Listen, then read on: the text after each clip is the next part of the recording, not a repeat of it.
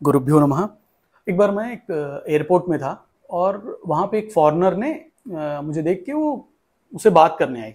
वो ऋषिकेश से तब आ रही थी और वो योग तब तक वो फॉरेन में सीखती थी। तो उसने मुझे पूछा कि सर, हम योग में शांभवी मुद्रा पढ़ते हैं, शांभवी मुद्रा जो होती है वो हम जब बाहर देखते हैं तो उसका कुछ इफेक्ट हमको आजकल पता नहीं लग रहा है। वो बोलती है, मैं आपको बता दूं, शांभवी मुद्रा वो मुद्रा होती है जो जिसमें आंख खुला होता है और हम किसी चीज पे दृष्टि को एकत्रित करते हैं। ये अभी समझने के लिए मैं इसके आगे की फिलॉसफी आपको बताऊंगा। वो ये समझी थी, वो लेडीज, वो फॉरेनर जो समझ रही थी वो ऐसा समझ रही थी।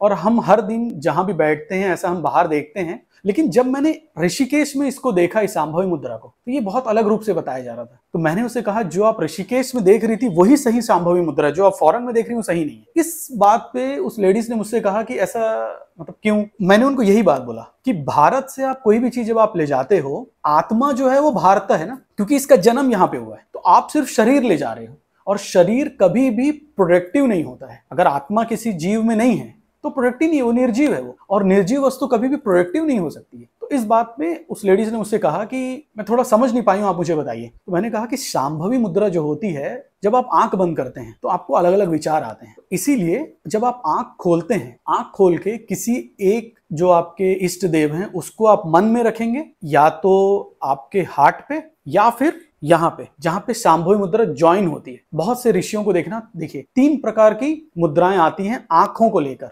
एक फुल मून की तरह, जिसको हम पूर्णिमा कहते हैं, आंख पूरी की पूरा खुला रहेगी इस प्रकार से, इस जगह पे आंखें बंद होती है। दूसरी होती है पहले दिन का चांद, जो अमावस्या के बस जस्ट बाद दूसरे दिन आता है, हल्का सा पूरा आंख बंद, लेकिन हल्की सी खुली रहती है। एक इससे थोड़ी सी ज्यादा जो नाक के टिप पे आपको दिखेगी इस प्रकार से।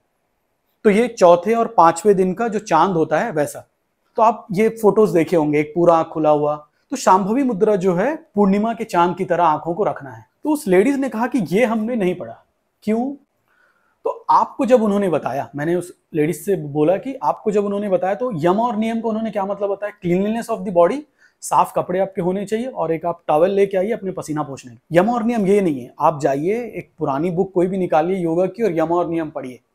पहले वो आचरण को बताता है, कैरेक्टर, आपके कैरेक्टर को सुधार।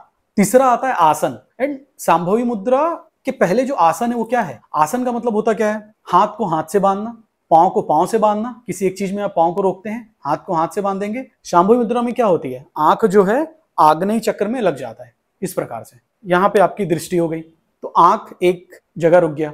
लेकिन आप मन को कंट्रोल कैसे करेंगे? तो मन या तो आपके जो इष्ट देव हैं वो, या जो तत्व हैं उस पे आपको लगाना है। इस बात पे उन्होंने कहा कि ये जो तत्व वाला शब्द है ये हमने नहीं सुना है। और मैं आपको बताता हूं, ये जो बुक है मेरे पास, ये कैलिफोर्निया के जो कार्डियोलॉजिस्ट हैं, वहां के जो एमडी हैं, ओके, मेडिसिन, उन्होंने इसको लिखा है, एनाटॉमी ऑफ हर्ट योगा। आप इसको देख सकते हैं। एच डेवी कॉल्टर बहुत अच्छे योगा प्रैक्टिशनर रहे हैं। इसमें पूरे आसन, बॉडी क्या वर्क करता है, कैसे वर्क करता है, ये पूरा चीजें इसमें बताई है। लेकिन इसमें एक चीज नहीं है, आत्म साधना। नौली है, धातु है, लेकिन इसमें आपको शांभवी मुद्रा नहीं मिलेगा इस बुक में। पूरे बहुत अच्छे अच्छे पिक्चर हैं, कैसे ह्यूमन ऑर्गन वर्क करता है, कैसे आपका वर्टिब्रेट्स हैं। तो देखिए, इसको हमने लाखों साल पहले बता दिया था कि एक एक योग किस किस जगह पे वर्क करता है।